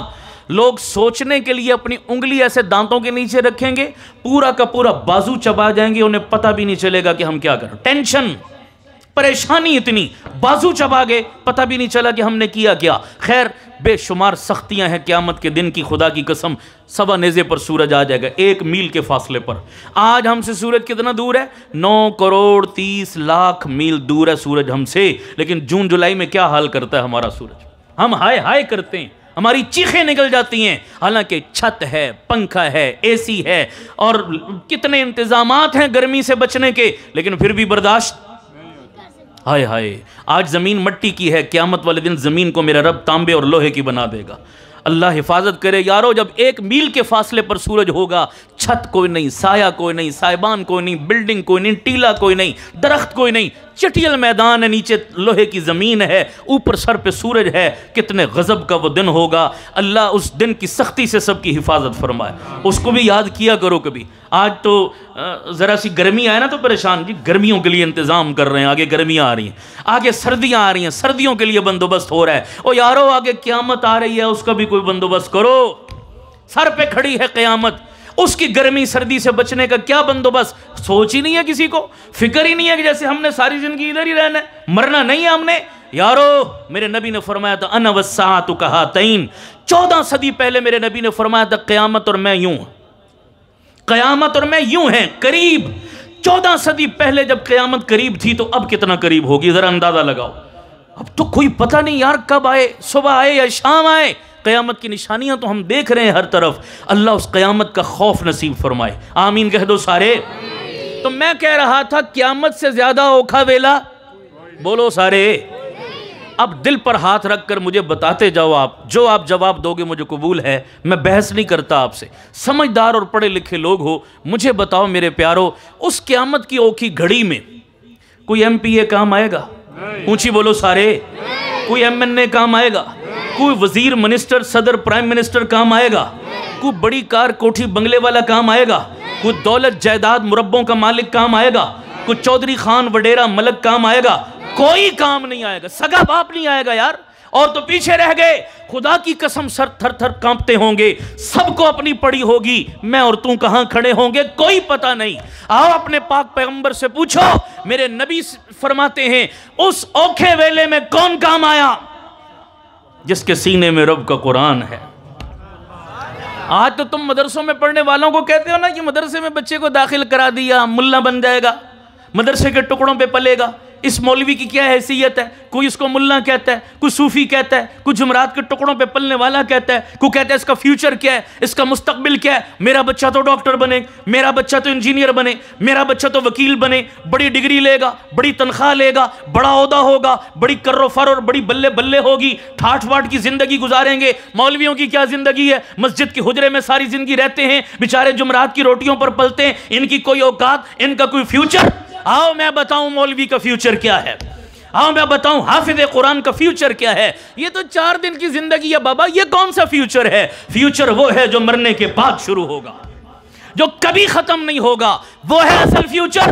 وہاں ڈاکٹر بھی جواب دے گیا، انجینئر بھی جواب دے گیا، پروفیسر بھی جواب دے گیا، وکیل بھی جواب دے گیا، M N A M P A بھی منہ موڑ گیا، وزیر اور منسٹر نے بھی لفٹ کرانا چھوڑ دی، سب کو اپنی اپنی پڑی ہے۔ اس دن میرے پاک پیغمبر نے فرمایا اس حافظ قرآن کی ٹور دیکھنا، اس کا پروٹوکول دیکھنا، اس کی پہنچ دیکھنا، اس کے لمبے ہاتھ دیکھنا، اس کے فیوچر کی چمک دمک دیکھنا۔ اس قیامت والے دن رب کہے گا کھڑے ہو جا میرے حافظ قرآن بندے، تیرے ہاتھ میں میں نے جنت کی 10 ٹکٹیں دے دی ہیں، کھڑا ہو اور اپنے خاندان کے وہ پکے ٹھکے اشتہاری مجرم جن کے پلے نماز کوئی نہیں، روزہ کوئی نہیں، حج کوئی نہیں، زکوٰۃ کوئی نہیں، خیرات کوئی نہیں، بھلائی کوئی نہیں، نیکی کوئی نہیں، ساری زندگی بغاوت میں گزری، اشتہاری ہیں، پکی مہر لگ چکی، دنیا کی کوئی طاقت آج ان کو جہنم میں جانے سے نہیں روک سکتی، دنیا کی کوئی طاقت آج انہیں جنت کا سرٹیفکیٹ نہیں دے سکتی۔ حافظ قرآن میں نے تجھے یہ اعزاز دیا، تو رکھ جس پر ہاتھ رکھنا تیرا کام ہے، جنت کے عہدے اور منزلیں عطا کرنا مجھ خدا کا کام ہے۔ ایک چھوٹی سی بات یہاں اور ایڈ کر لیں، حافظ قرآن چھوٹا بچہ ہے، صرف الفاظ یاد کرتا ہے۔ بولو کیا یاد کرتا ہے؟ سارے بولو کیا یاد کرتا ہے؟ الفاظ یاد کرتا ہے، اس کو ترجمہ نہیں آتا، یہ ایک آیت کا ترجمہ نہیں کر سکتے یہ بچے۔ انہوں نے طوطے کی طرح کیا کیا؟ صرف رٹا لگا کے، بڑے ہوں گے عالم بنیں گے، جب عالم بن کر ان کو الفاظ کے معانی بھی، بولو نا، مطلب بھی، تشریح بھی سمجھ آئے گی، لیکن ابھی تو بچے ہیں، ابھی تو صرف الفاظ کی حد تک ہیں۔ تو مجھے بتاؤ ایم پی اے کا عہدہ چھوٹا تو ایم پی اے کا کوٹا تھوڑا، ایم این اے کا عہدہ بڑا تو ایم این اے کا کوٹا زیادہ، اور وزیر منسٹر کا عہدہ اور بڑا تو اس کا کوٹا اور زیادہ۔ حافظ قرآن صرف الفاظ یاد کرتا ہے تو 10 کا کوٹا ملا۔ عالم دین الفاظ کے ساتھ معانی کو بھی سمجھتا ہے، میرا رب اسے قیامت میں 70 کا کوٹا عطا کرے گا۔ علماء فرماتے ہیں ایک عالم 70 بندوں کو لے کر اپنے ساتھ جنت میں جائے گا. کتنا بڑا منصب. اب میں آپ سے پوچھ رہا ہوں، بتاؤ آپ کا اپنا اصول تھا کہ جو اوکھے ویلے کام آئے اس سے بنا کے رکھو. بول نہیں رہے سارے، اونچی بولو اور اونچی بولو. بنا کے رکھو. افسوس آپ اپنے علاقے کے کونسلر لیول کے بندے سے تو بنا کر رکھتے ہو، ساری زندگی بگاڑتے. بلے سے 5 سال وہ لارے ہی لگائے. ایسے ہی ہے یا نہیں ہے؟ لگاتا لارے ہی ہے، لگاتا ٹرک کی بتی کے پیچھے ہی ہے. 100 بندے کے کسی 2-4 کا کام کر دے گا، باقیوں کو وہ سبز باغ ہی دکھائے گا. ہو جائے گا جی، کر رہے ہیں جی، لگے ہوئے ہیں جی. سبز باغ، لولی پاپ لولی پاپ. کونسلر لیول کا بندہ بھی دکھاتا ہے. MNA MP تو یہاں بڑی بلا کا نام ہے، اس تک تو ہماری رسائی نہیں ہوتی، اس تک تو ہماری پہنچ ہی بڑی مشکل ہے. غریب بندہ کیا کرے گا جناب؟ لیکن اس کے لاروں پر بھی ہم کیا ہو گئے؟ خوش ہو گئے. یہاں لارے نہیں، یہاں تو بات کنفرم ہے بابا. سمجھ آ رہی نہیں آ رہی؟ یہاں لارے نہیں، ساری دنیا کی باتیں جھوٹ اور غلط ہو سکتی ہیں، پاک پیغمبر کے فرمان میں کوئی شک شبہ نہیں. یہاں تو کنفرمیشن ہے بابا. جو لارے لگائے اس سے بدظن نہیں ہوتے، جو کنفرم تمہارے ایمان اور عقیدے اور بخشش کا سوال کرے اس سے بدگمان ہو گئے، اس سے دور ہو گئے. نہیں، بدظن ہونا ہے تو اپنے MNA MPA سے ہوتے رہنا، لیکن دین کے خدمت گزاروں سے کبھی بھی بدگمان، کبھی بھی تعلقات کو خراب نہیں کرنا. وہ لارا لگاتے ہیں پھر بھی آپ تعلق بنا کر رکھتے ہیں. یہاں تعلق چھوٹی سی بات پر بگاڑ لیتے ہیں. کوئی انہیں دہشت گرد کہتا ہے، کوئی انہیں انتہا پسند کہتا ہے، کوئی انہیں رجت پسند کہتا ہے، کوئی انہیں پتھر کے زمانے کا بندہ کہتا ہے، کوئی پرانی سوچ کا مالک کہتا ہے، کوئی انہیں دقیانوس کہتا ہے، کوئی انہیں بیک ورڈ کہتا ہے، کوئی کہتا ہے ترقی کے رستے میں رکاوٹ ہیں، کوئی کہتا ہے مولوی کو جدید دور کے تقاضوں کا پتہ کچھ نہیں ہے، مولوی یہ مولوی وہ، مولویوں نے ہمارے ملک میں یہ کر دیا وہ کر دیا. بھانت بھانت کی بولیاں، جتنے منہ اتنی زبانیں. لیکن خدا کی قسم اٹھا کے کہتا ہوں، جتنا حقیقی کردار معاشرے کے بنانے اور سنوارنے میں اور ان کی قبر اور آخرت اور نجات میں مولوی ادا کر رہا ہے، کوئی دوسرا ہے تو اس کا نام پیش کرو مجھے. صحیح کہہ رہا ہوں غلط کہہ رہا ہوں؟ میں موٹی سی بات کرتا ہوں آپ سے. آج پوری ایک مجموعی نظر ڈالیں، آپ مجھے بتائیں. آج معاشرے میں مانتا ہوں تنزل کا شکار ہے، معاشرہ بہت دین سے دور ہوتا جا رہا ہے، لیکن اگر تھوڑی سی بھی کوئی ایمان کی رتی ہے تو کس کی وجہ سے ہے؟ اگر تھوڑا بہتا بھی معاشرے میں دین اور اللہ رسول کا نام ہے تو وہ کس کا رہین منت ہے؟ مجھے بتاؤ. آج سر پہ پگڑی ہے، چہرے پہ داڑھی ہے، ہاتھ میں تسبیح ہے، زبان پہ اللہ اللہ کا ورد ہے، ماتھے پہ محراب کا نشان ہے، مسجد کے لاؤڈ اسپیکر سے اللہ اکبر کی صدا ہے، مسجدیں نمازیوں سے بھری پڑی ہیں، لبیک اللہم لبیک کے یہ ترانے پڑھ کے حاجی حج کر رہے ہیں، عمرہ کرنے والے عمرہ کرنے جا رہے ہیں، میدان جہاد میں لوگ دین کے نام پر جام شہادت نوش کر رہے ہیں. آج اگر کسی درجے میں صحیح لیکن کوئی صحافی قلم کے تقدس کو پامال نہیں کرتا، آج اگر کسی درجے میں کوئی جج کرسی انصاف پر بیٹھ کر انصاف کے تقاضے پورے کرتا ہے، آج اگر کسی درجے میں صحیح کوئی حکمران حکومت کی کرسی پر بیٹھ کر اپنے منصب کی ادائیگی صحیح کرتا ہے، آج اگر کوئی دکاندار کسی درجے میں اپنی دکان پر بیٹھ کر ترازو صحیح تولتا ہے، ڈنڈی نہیں مارتا، آج اگر ہماری ماں بہن بیٹی کے چہرے پر پردہ اور نقاب اور حیا کی چادر ہے، آج اگر مردوں کی آنکھوں میں حیا کا زیور ہے، غیرت کا زیور ہے، آج اگر ہمارے بچوں کے سینوں میں اللہ کا قرآن ہے، یہ حفاظ نظر آتے ہیں، یہ علماء نظر آتے ہیں، یہ نبی کے جان جو نبی کے نام پر جان دینے والے نظر آتے ہیں، یہ ختم نبوت زندہ باد کے نعرے نظر آتے ہیں، یہ نبی کی ناموس کا پرچم بلند نظر آتا ہے، یہ واہ صحابہ واہ کی صدائیں نظر آتی ہیں، یہ مسجدیں مدرسے آباد نظر آتے ہیں. کعبے کی رب کی قسم دل پہ ہاتھ رکھ کے مجھے بتاؤ، یہ جتنی فہرست میں نے گنوائی ہے، اس فہرست کا کریڈٹ آپ علاقے کے MNA MPA کسی وزیر اور منسٹر کسی حکومت وقت اور پارٹی کو دے سکتے ہیں؟ بولو اونچی آواز سے.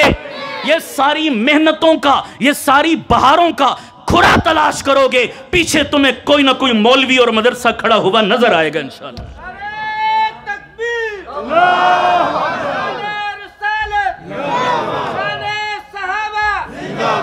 بولو صحیح کہہ رہا ہوں غلط کہہ رہا ہوں؟ میں نے مبالغہ تو نہیں کیا. آپ کہہ دو، کوئی بندہ ہاتھ کھڑا کر کے کہہ دے یہ جتنی لسٹ آپ نے گنوائی ہے اس ساری لسٹ کا کریڈٹ ہمارے علاقے کے MNA کو جاتا ہے. کہہ سکتا ہے کوئی؟ MPA کو جاتا ہے؟ کہہ سکتا ہے کوئی؟ بولو سارے. اب میں ایک انصاف کی دعوت دیتا ہوں آپ کو. مجھے بتاؤ، ٹھیک ہے میں انکار نہیں کرتا کسی کے ایم این اے نے اچھے کام کیے ہوں گے، میں انکار نہیں کرتا کسی کے ایم پی اے نے کوئی اچھے کام کیے ہوں گے، میں سب کی نفی نہیں کر رہا، لیکن ایک دعوت فکر کمپیریزن کر رہا ہوں، تقابل کر رہا ہوں، انصاف کرو یار۔ مجھے بتاؤ آپ کا کونسلر یا چیئرمین یا M N A M P A آپ کی نالی پکی کروا دے، آپ کی گلی پکی کروا دے، آپ کی گلی میں ایک بلب اور ایک سٹریٹ لائٹ روشن کر دے، ساری زندگی سیلوٹ مارتے ہو نہیں مارتے؟ بولو، ساری زندگی غلامی کرو گے، ساری زندگی سیلوٹ کرو گے۔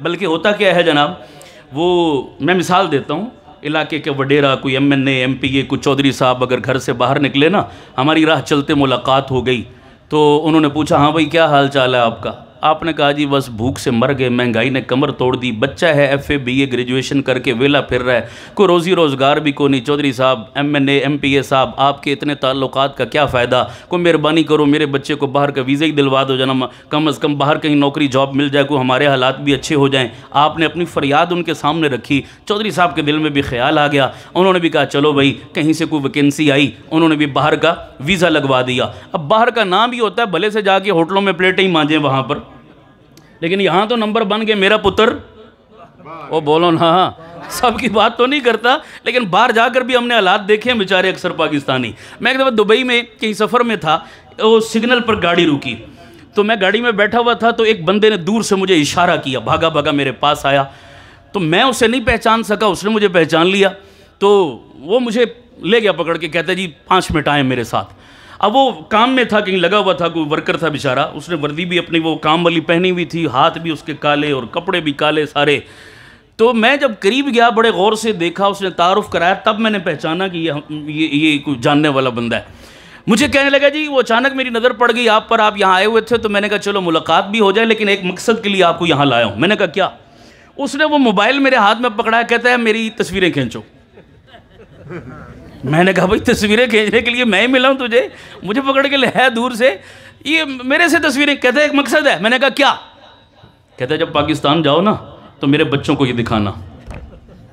ہر مہینے انہوں نے تباہی مچائی بھی ہوتی ہے، ابو اتنے پیسے بھیجو، ابو اتنے بھیجو، ابو اتنے بھیجو، جیسے یہاں درختوں کے ساتھ لگتے ہیں ہم توڑ توڑ کے پھینکتے رہتے ہیں، ان کو بولو ہم گدھے کی طرح یہاں کام کرتے ہیں۔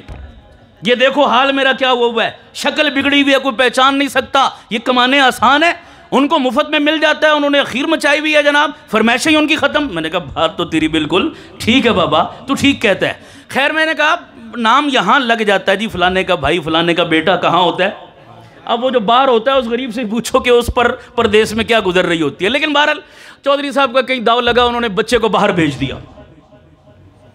اب باہر سے کوئی ڈالر پاؤنڈ ریال آنے شروع ہو گئے جناب، تو جیسے کیسے بھی اس غریب نے کمائے، گھر بھیجے، تو گھر بھیجے جناب، تو ہم نے بھی کاٹن شاٹن کا سوٹ پہنا نیا جناب، کلف شلف لگا کے اور ٹوٹار بنائی اور باہر نکلے جناب، تو وہی چودھری صاحب ایم این اے صاحب کونسلر صاحب سامنے سے نظر آ گئے۔ ایمان سے بتاؤ ہم 1 کلومیٹر دور کھڑے ہو کر سیلوٹ ماریں گے نہیں ماریں گے؟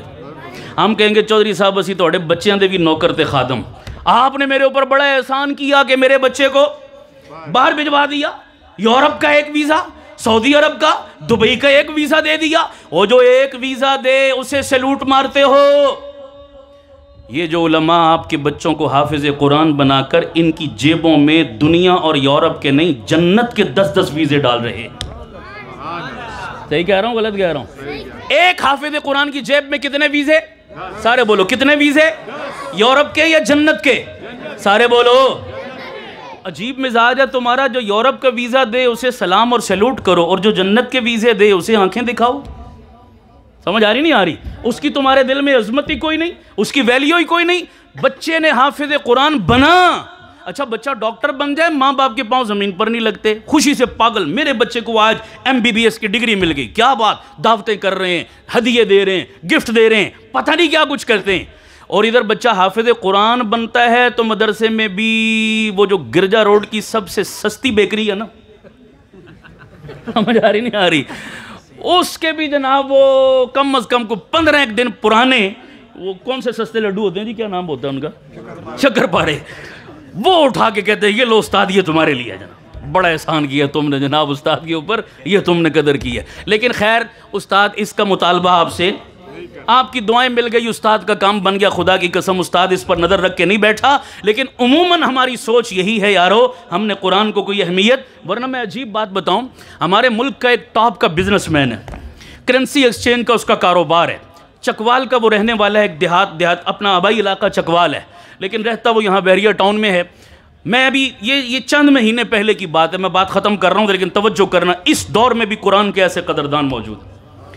وہ گزشتہ دنوں میرے پاس آیا وہ بندہ اور مجھے کہنے لگا جی کہ میرے بیٹا حافظ قرآن بن گیا ہے، تو میں اپنے بچے کی آمین اور خوشی کے لیے اپنی پوری برادری اور حلقہ احباب کی دعوت رکھی ہے، میں چاہتا ہوں اس موقع پر آپ کا بیان بھی ہو جائے تو لوگوں کو فائدہ ہو جائے گا۔ میں نے کہا جی بہت اچھے، چکوال اپنے گاؤں میں اس نے پروگرام رکھا، میں چلا گیا، خاصا بڑا اجتماع تھا، بہت لوگ جمع تھے، خیر بیان ہوا، بیان جب ختم ہوا نا تو وہی جو میزبان تھا جس کا بیٹا حافظ قرآن بنا تھا، ذرا توجہ سے سننا، اربوں پتی ہے بلا مبالغہ وہ بندہ، اربوں پتی، وہ کھڑا ہوا مہمانوں کا شکریہ ادا کرنے کے لیے، کہنے لگا یارو اللہ نے مجھے 2 بیٹے دیے تھے، ایک بیٹا ویسے ہی میرا ذہنی طور پر ٹھیک، دوسرا میرا یہ ایک ہی بیٹا تھا، اور یہ میرا بیٹا کیمبرج میں پڑھتا تھا، کیمبرج میں پڑھتا تھا، بہت اعلیٰ لیول کی تعلیم میں دلوا رہا تھا کہ ایک ہی ایک بچہ ہے میرا، کروڑوں اربوں کا بزنس ہے، یہی سنبھالے گا، لیکن میں نے دیکھا کہ میرا بچہ انگریزی تعلیم تو بہت ہائی لیول کی حاصل کر رہا ہے لیکن سوسائٹی اچھی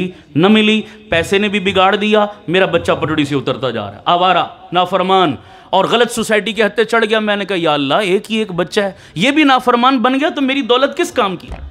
اس پیسے نے تو اور بگاڑ دینا میرے بچے کو۔ چنانچہ میں نے فیصلہ کیا، میں نے کہا نہیں میں اس ماحول سے چھڑواؤں گا، میں اپنے بچے کو وہ تعلیم نہیں دلواؤں گا۔ چنانچہ وہ اس بچے کے قاری صاحب جنہوں نے اس بچے کو حفظ کرایا تھا وہ بھی وہیں بیٹھے تھے، اسلام آباد میں کوئی مدرسہ تھا، انہوں نے کہا جی مجھے کسی رشتہ دار نے رہنمائی کی تو میں نے اس بچے کو کیمبرج جیسے ادارے سے اٹھایا اور اسلام آباد کے ایک مدرسے کی چٹائی پر جا کر بٹھا دیا۔ میں نے کہا قاری صاحب میری کل کائنات میرا ایک بچہ ہے، اس بچے کو راہ راست پر لگا دو نا، میں زندگی میں کبھی آپ کا احسان نہیں بھولوں گا۔ انہوں نے کہا جی کرنے والا اللہ ہے، ہم نے تو ہیلہ ہی کرنا ہے، کوشش ہی کرنی ہے، ٹھیک ہے ہم باقی بچوں کے ساتھ اس پر بھی محنت کریں گے۔ میرے اللہ کا کرم دیکھو، اس کے الفاظ نقل کر رہا ہوں، وہ کہتا ہے میرے اللہ کا کرم دیکھو کہ میرا بچہ چند مہینے اس نے مدرسے میں گزارے، قرآن پاک کا ایسا رنگ چڑھنا شروع ہوا کہ میرے بچے کی زندگی بدل گئی۔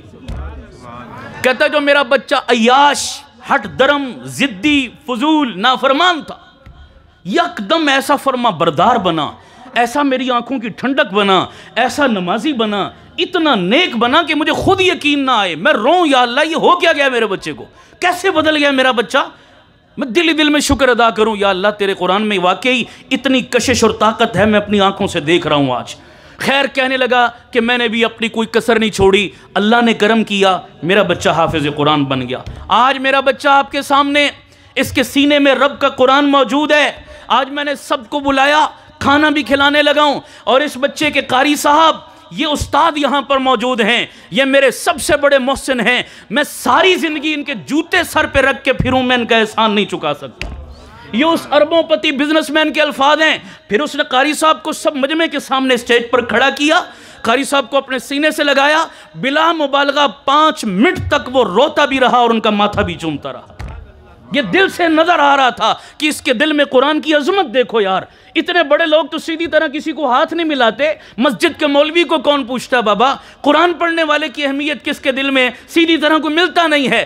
5 منٹ تک وہ قاری صاحب کو سینے سے لگا کر بار بار ماتھا چومتا، روتا رہتا۔ پھر اس نے مائک پر آ کر اعلان کیا، اس نے کہا قاری صاحب اصولی طور پر میرے بچے کو جو دولت آپ نے دی ہے اس کے بدلے میں ساری دولت بھی آپ کے نام کر دوں تو شاید میں حق ادا نہ کر سکوں، لیکن میری طرف سے ایک چھوٹا سا ہدیہ ہے، آپ اگر قبول کر لیں گے تو میرے اوپر آپ کا احسان ہوگا، آپ قبول کریں گے مجھ پر احسان ہوگا آپ کا، آپ کی مہربانی ہوگی۔ پھر بھرے مجمع کے سامنے اس نے قاری صاحب کو 0 میٹر 35 لاکھ روپے کی گاڑی گفٹ کر دی وہاں پہ۔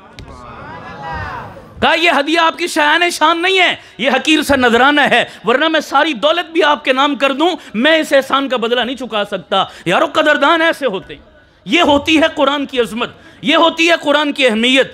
یہ اٹک کا علاقہ ہے، اٹک میں ہزروں شہر، ہزروں میں گیا، رمضان کا مہینہ، ایک بوڑھے بابا جی کو میں نے دیکھا روزہ رکھا ہوا کھیت میں کام کر رہے، 70-80 سال عمر، ضعیف۔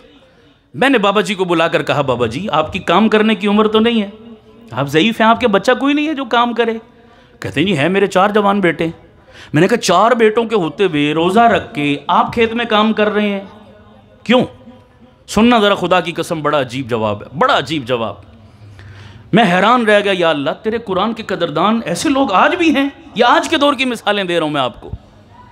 وہ بابا جی مولوی نہیں تھے، کوئی پڑھے لکھے گریجویٹ عام دیہاتی بندہ، جٹ بندہ، کھیت میں کام کرنے والا بندہ، لیکن قرآن کی عظمت اس کے دل میں۔ بابا جی نے عجیب جواب دیا، کہنے لگے مولوی صاحب میری کام کرنے کی ہمت نہیں ہے، بوڑھا ہوں، ضرورت بھی ہے کہ کوئی میرا بچہ میری ہیلپ کرے، 4 جوان بیٹے ہیں، لیکن میرے 4 بیٹے قرآن کے حافظ اور دین کے عالم ہیں، ان سے خدمت لیتے ہوئے مجھے حیا آتی ہے۔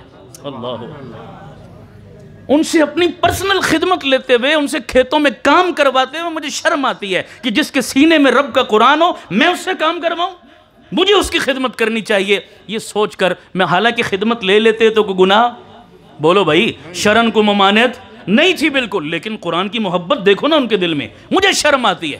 میں حیران ہوتا ہوں ان والدین پر جو اپنے بچوں کو حافظ قرآن بنا کر پھر دکان پہ بٹھا دیتے ہیں۔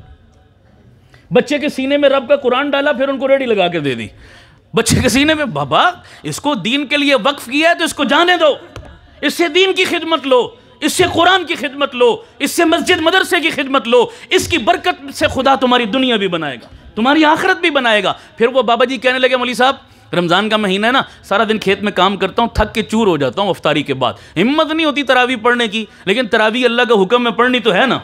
پھر میں چلا جاتا ہوں مسجد میں، امام صاحب کے پیچھے میں کھڑا ہوتا ہوں نا تراویح کی نماز میں، تو میرا ایک بیٹا حافظ قرآن مصلی رسول پہ 4 تراویح میں قرآن سناتا ہے، پھر وہ بچہ پیچھے آتا ہے، میرا دوسرا بیٹا مصلی پہ جاتا ہے، پھر 4 رکعت میں وہ سناتا ہے، پھر وہ پیچھے آتا ہے، پھر تیسرا جاتا ہے، پھر 4 رکعت میں وہ سناتا ہے۔ مولوی صاحب میرے 4 بیٹے تراویح میں اللہ کا قرآن مصلی رسول پہ جب سناتے ہیں نا، اللہ کی قسم میرے سارے دن کی تھکاوٹ دور ہو جاتی ہے، میں پھر سے جوان ہو جاتا ہوں۔ مولا میری دنیا نہ بنی، اللہ میری آخرت تو بن گئی۔ میں نے بچے کو پیسے کے ٹھیے پر تو نہیں بٹھایا، لیکن میرا دل اور کلیجہ ٹھنڈا ہو گیا کہ میں نے اپنے بچے کو مصلی رسول پہ بٹھایا ہے، میں نے ممبر رسول پہ بٹھایا ہے۔ یہ میرے لیے کم اعزاز ہے، یہ آخرت کی کمائی ہے اور بزنس ہے میرا۔ میرے بھائیوں، آپ سے بھی یہی درخواست ہے میری، اوکھے ویلے یہی کام آئیں گے، مر جاؤ گے یہی بچہ کھڑے ہو کر کچھ پڑھے گا اور بخشے گا، تمہارے پیچھے ہاتھ اٹھائے گا، ورنہ تو آج کل کی دنیا دار اولاد، خدا کی قسم اس کی نظر میں ہماری اوقات چاولوں کی 4 دیگوں سے زیادہ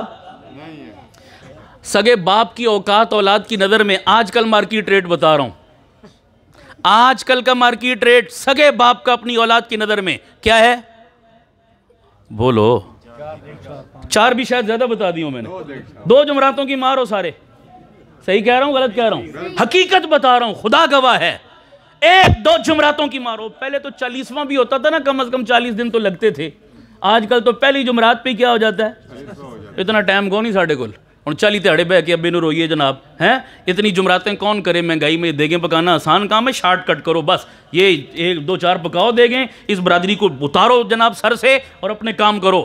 یہ کچھ عرصہ پہلے کی بات ہے، ہمارے علاقے کا یہ واقعہ سنا رہا ہوں۔ یہ پیٹرول پمپ پہ ایک ہمارے ساتھی ہیں، ان کے والد صاحب فوت ہو گئے، جنازے کے لیے انہوں نے مجھے کہا جی آپ نے جنازہ پڑھانا ہے۔ میں گیا، جنازہ پڑھایا، جنازے کا سلام پھیرا، تو وہ شاید ادھر ہی کوئی آگے قبرستان تھا، تو یہاں ان کی تدفین کے لیے میں بھی ساتھ آ گیا تدفین کے لیے قبر پر۔ جب قبر میں ان کے والد صاحب کی میت کو اتارنے لگے نا، تو میں نے ایک ہی بیٹا ہے، میں نے کہا یار بیٹے کو کم از کم آنا چاہیے، اس کے والد ہیں، آخری سفر پر ہمیشہ کے لیے جدائی ہو رہی ہے، پتہ نہیں پھر موقع کہاں ملنا ہے پھر۔ یہ اپنے ہاتھ سے اپنے والد کو قبر میں اتارے، تو میں نے آواز دی، میں نے کہا یار ان بیٹے کو بھی بلاؤ ان کے، وہ بھی شریک ہو جائے۔ بیٹا غائب، باپ کی قبر پر ہے ہی نہیں بیٹا، باقی رشتہ دار کھڑے ہیں، بیٹا غائب۔ چلو جی ہم نے خود ہی اتارا، قبر میں دفن کیا، مٹی ڈالی، خیر آ گئے۔ بعد میں وہ مجھے ملا، میں نے کہا یار ظالم آدمی، تیرے باپ کی میت آخری سفر تھا، الوداع کرنے تو آ جاتا قبر پر، ہاتھوں سے اتار دیتا، تیرا تو حق بنتا تھا، کوئی اور آئے نہ آئے، تو تھا ہی نہیں وہاں پر۔ کہتا جی وہ میں جنازے سے چلا گیا تھا، مہمانوں کو چاول کھلانے تھے۔ انا للہ و انا الیہ، میں نے کہا مہمان تیرے باپ کے ولیمے پر آئے ہوئے تھے؟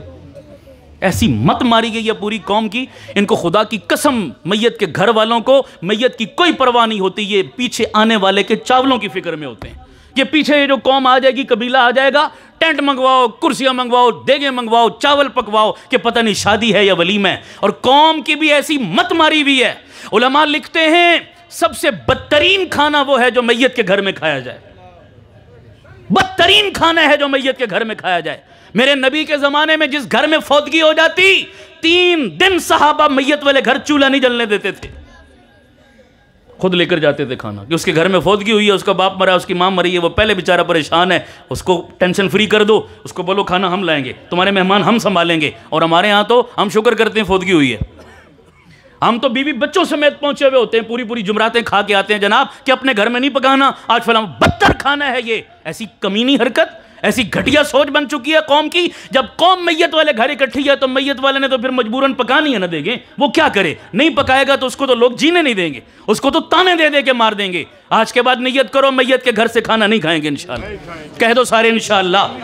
ان رسموں کا بائیکاٹ کرو, الٹا کوشش کرو کہ جس کے گھر فوتگی ہو جائے جتنی اللہ نے توفیق دی ہے اس بھائی کی ہیلپ کرو, جا کر مدد کرو اس کی, جا کر راشن ڈال دو اس کے گھر میں, چینی لے جاؤ, آٹا لے جاؤ, نقد پیسے چاہے 100 روپے ہی ہے, خاموشی سے جا کر اس کی جیب میں ڈال دو, بھائی میری طرف سے تھوڑا سا ہدیہ ہے آپ کے لیے.